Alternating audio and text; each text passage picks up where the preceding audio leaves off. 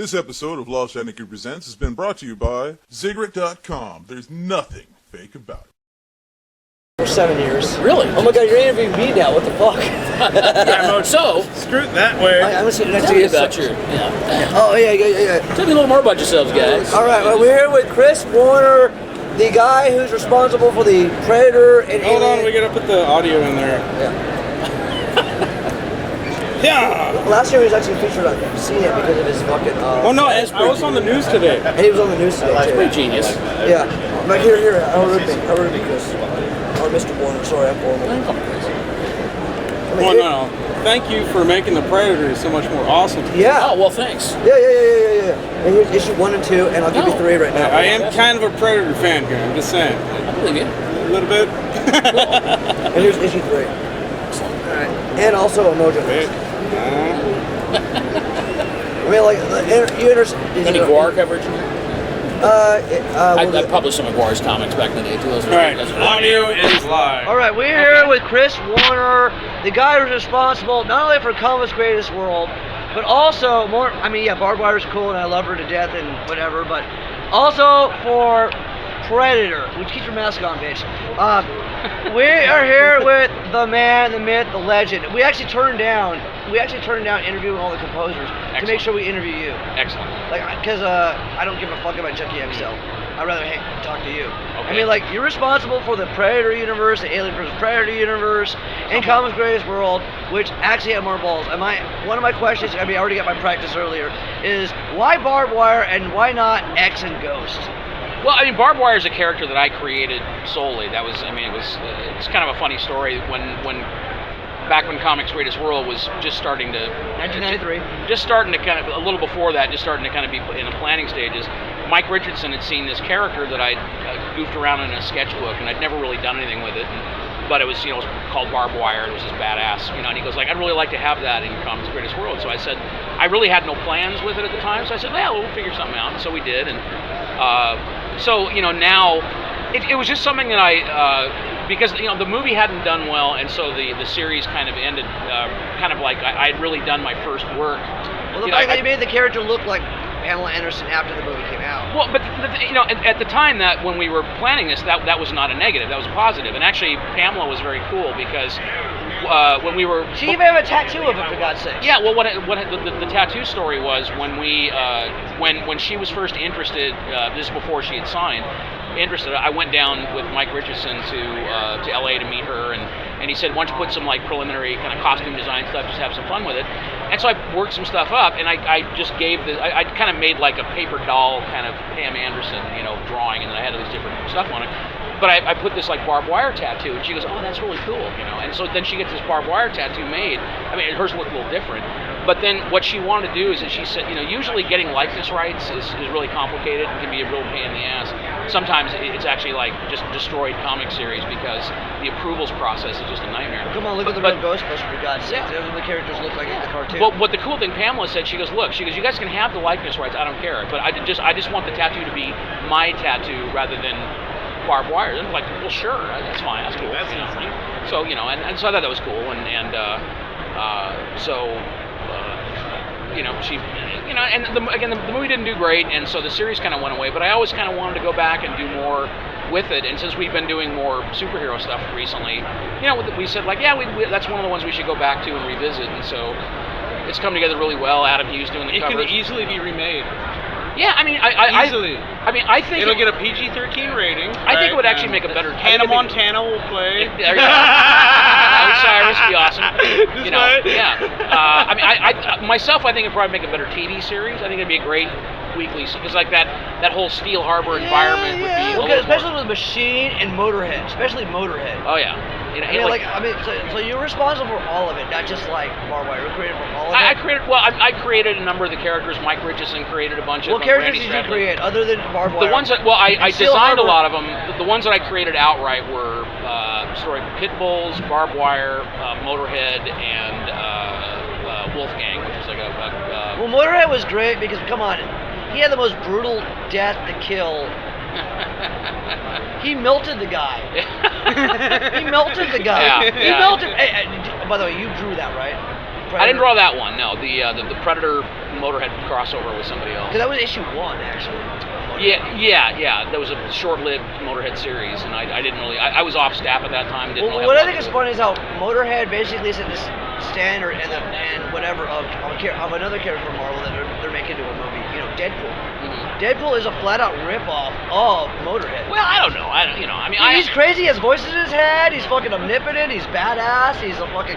Yeah, well, the thing is, like, with Motorhead though, Motorhead didn't really know what the hell was going on. I mean, there was actually something in his head. This piece of this machine. Yeah, the motor. And so, but he didn't. I mean, the motor was trying to tell him what to do, and that's when he wouldn't do what the motor wanted. The motor would build up this energy. You put a name to it, but Deadpool doesn't have the name, but it's the same concept. But it is. I don't know. And also, like, one time I was in what was it called? You're humble, I understand. Well, thank you. I was in a. I had a what was it called? I had a world history college course, right? And my example when they brought up Machiavelli was Motorhead number 2. I'm not kidding, because they quote Machiavelli in a Motorhead issue, and like even my professors are like, oh my god, really? I can actually be quoting Motorhead using a Machiavelli term. I'm not kidding. This is back when I was like 20. Yeah. And I'm 37. Well, now. the thing is, I mean, to be fair, practically every idea in comics is an amalgam of a lot of other stuff from comics. So it isn't like like X or But Barb so was Wire. music. Yeah. but it is what that's it is. To me, Everything's it's just evolving. it's all about putting your own stamp on it. So it isn't about the powers or that stuff. That's all fine, but that's not what makes the character. So for example, right? I mean, like when you did Predator Concrete Jungle, right? Concrete Jungle is literally what Predator 2 script was, without being Predator 2 script. Well, there's a kind of a funny story about that too, because Go ahead. the thing is, when they made the first Predator film, they wanted to do a sequel, but Schwarzenegger was not available, or didn't want to do it, or whatever. But he was not available. No, he was doing Total Recall. But because it was well, he at the time he wasn't doing a lot. I mean, he'd done a couple of he'd done the Terminator sequel, but he hadn't done a lot of sequels and just didn't want. He had other things that he wanted to do. So, but the thing is, at the time, from my understanding, the film company or the producers kind of didn't know where to go with it without Arnold, and so we just said, well, just put it. It's about the monster. It's Predator's the name, so just come up with some other guy, and in the comic we had a brother of the thing, but Well, I know, Dutch's brother, who actually later on, because I read the first 3 miniseries that you drew. You had Predator, Concrete Jungle, which is Dutch's brother, and then the second 2 series is Cold War and the other ones. Which is my first Predator comic was Cold War. And Cold War, come on, it's the first time I ever saw before even Mortal Kombat. I've seen a guy's head ripped out with a spine coming out. Good job, by the way. Well, we tried. Good job, yeah. dude. We're here to help. Dude, good job, Mr. Warner. Yeah, we're here to help. Yeah, I mean, literally, before Mortal Kombat, Predator was ripping heads off with spines because of you. Well, And that's why Predator's in the new Mortal Kombat I'm game. certainly glad to have contributed this high point of culture. So, No, this is the good point of culture. Yeah. I agree. Because There's the emo and other side of music that. the whole world. I'm not into it. I'm a rock and roll guy. So. Well, I know, so are we. We hang out at the Rainbow, we hang out with Lemmy, for God's sakes. I mean, I'm not kidding. When I was at the Rainbow, Lemmy was not there. I was very disappointed. When'd you go? Listen, that was about 10 years ago. That's why. It's been in 10 years? What? He probably was there 10 years ago. Well, I'm just saying. I think it was just in '90. He wasn't there. Maybe he was on tour or something. Ron Jeremy was there that night. Well, we know Uncle Ron. We know Uncle Ron. Yeah. Back if you ever go somewhere funny, Ron Jeremy showed me a funny place in Burbank. It's called Sardo's. Every Tuesday they have, feel free to laugh really hard to yourself, porn star karaoke.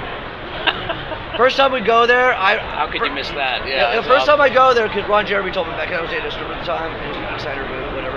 But right when we walk in, we see China from WWE on the ground crying, singing like a virgin. Oh, it was horrible. It was horrible. Yeah. But back to work here, back to the interview here, because that's what's important here. I mean, you're responsible for the whole Predator versus Alien universe. Come on. I'm not saying that, we're lame or nothing, but we turned down interviewing the guys who do the scores to interview you because of that. Because I mean, You meant way more to us, brother. yeah. And Junkie XL just did the score for fucking like Mad Max. We said, fuck it. Chris Warner is responsible for Predator's universe. We have to. Well, and the story how that went, because it's a pretty quick story. Go ahead. Kind of early on, after we'd been doing some Aliens in the first Predator series, we'd been approached. I think it was by DC, and DC wanted to talk about doing some crossovers. And at the time, I mean, now everything's been crossed over a million times, but at the time, they just seemed kind of like weird fits, because the things that they had, I don't remember what they had recommended. It wasn't like Batman or Superman at the time, so it was kind of like, it just didn't seem like good fits. And so we were kind of trying to scratch our heads of coming back with some other offer of like, and then I literally I went to the bathroom and I'm in the bathroom and I'm going like, wait a minute, Aliens and Predator are both Fox. So I came in back in the meeting. I said, "Why don't we Aliens just versus Predator? Aliens versus Predator?" And they're like, So that was you? is the best goddamn idea I've ever heard. Yeah, like everybody's just going like, gee, of course. Shit, this is in front of my face. Yeah, I the mean, whole fucking time, it's a great idea, but someone else would have thought of it 5 minutes later. It's not that complicated. So, but that was. I mean, I feel great that I was the first guy that ever said that. Awesome. So. Pleasure, Mr. Warner. Well, it's nice meeting you guys, man. Well, you too. Good luck with the magazine. We gotta cut this short because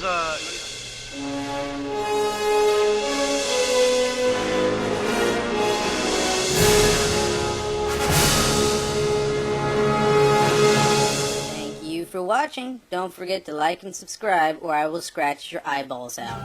This episode has been brought to you by Zigarette.com. There's nothing fake about it. We're the source for electronic cigarettes. Welcome to the 21st century. Quit smoking and start vaping. No tar, no secondhand smoke, no pollution, no offensive odors. Smoke without the guilt. We carry everything from egos to traditional electric cigarettes and a full line of accessories.